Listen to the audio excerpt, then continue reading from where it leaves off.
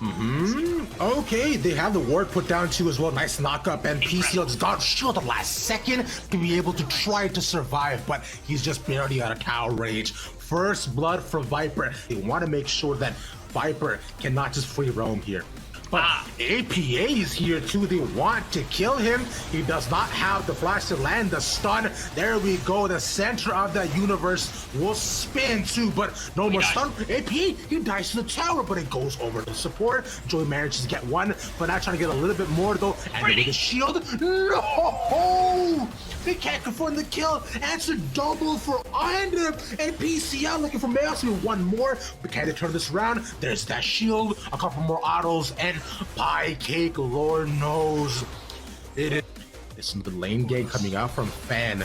He can try to go after this one. He goes in, lot of damage. Immune to PCL. Solo kill for the Viper God himself. With this ribbon, APA's here, okay, and the voice of light teaches him some lessons. They get one back, but Otto does not want to take this line down. Joey also pulls in pretty. Can they get more out of this? The flash play, and they say, okay, bro, we'll get one back too.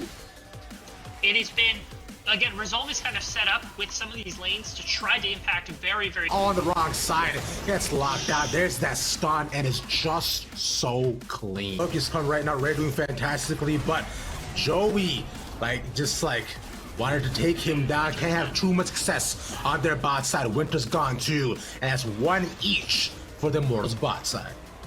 It's the extension, now pretty. Pillar wasn't quite behind him, but it was enough to slow him down. Maybe Fnatic can try to kill him. Okay, pretty does a lot of damage. Okay, kicks away and immediate resonating strike. Oh, as of right now, it's just looking a little bit stuck as there we go. All the damage put down to PCL is immediately out of the fight. He can't do anything at all. And AP now also has to run away. Keith is focusing him down. You've got like Lee Sin and Q to be able to get on top, but other than that, most of these members, if they're hit with Rylai's, do struggle to get away from PCL just unfortunately a little bit too far forward. I'm sure they could have smelled that something was happening, but I was thinking to you, is Immortals just gonna let them take this tower? And they say no, they're not. Nothing in life comes for free, Dean.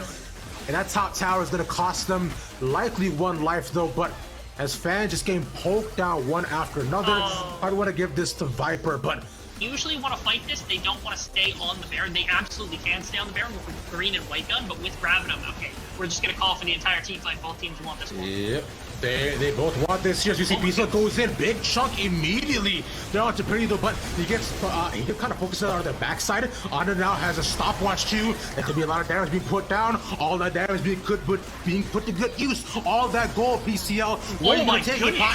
What are you gonna do? Okay, he gets caught to the back end, but no stun array gone. And Viper's staying alive. Winter trying to go for one more knockup. PCL's still there. He has to carry this fight. He's there with Fan. They're just bopping their clubs and swinging their blades. Resolve are trying to stay alive. They cannot do it at all. And Viper exiles them to the base. Given the fact that Resolve was down like 8,000 gold, that was almost a miraculous team fight. Were it not for the fact that Viper could just heal half of his health bar by clicking Gloryrinker like 3 times in that fight, that was winnable for Resolve. That was so close. That's what we wanted to see, is setting up inside of the corridor. Feathers being able to close off like entrances, being able to snap back, being able to get APA in a position where his stars can do some damage to multiple targets. There is life.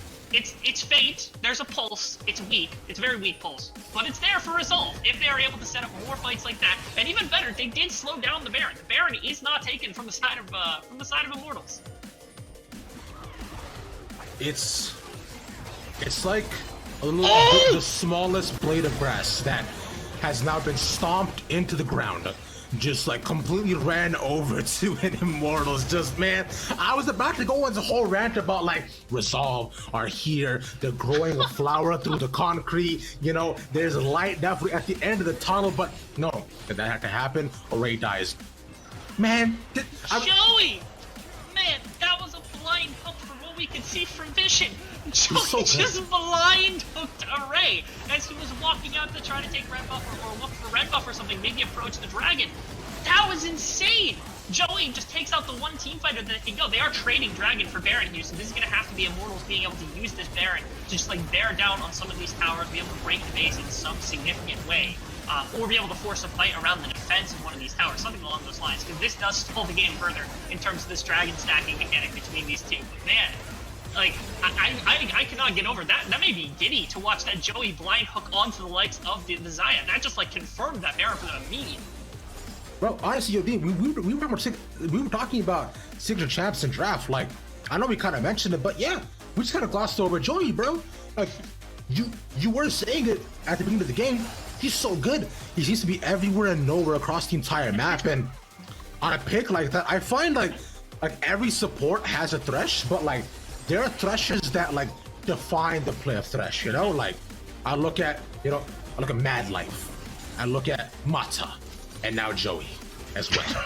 You're gonna throw Joey. Okay,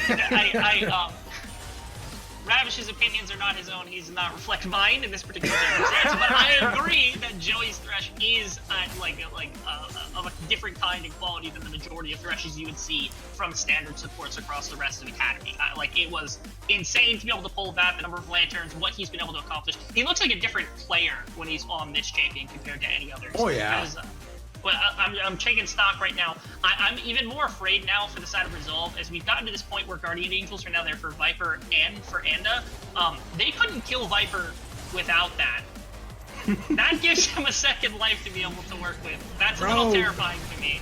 I mean, but they're going right now. They want him, though. Immediately Lantern, we look at the backside. Winter gets a lifestyle lockup, but Keith and Anna staying alive. Big shield. PCL stuck by himself. He has no backup. Where is the team, bro? My question marks will remain free and true.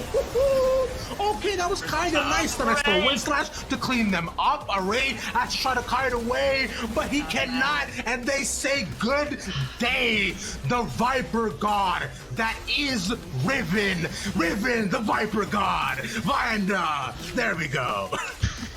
And with that, IMT.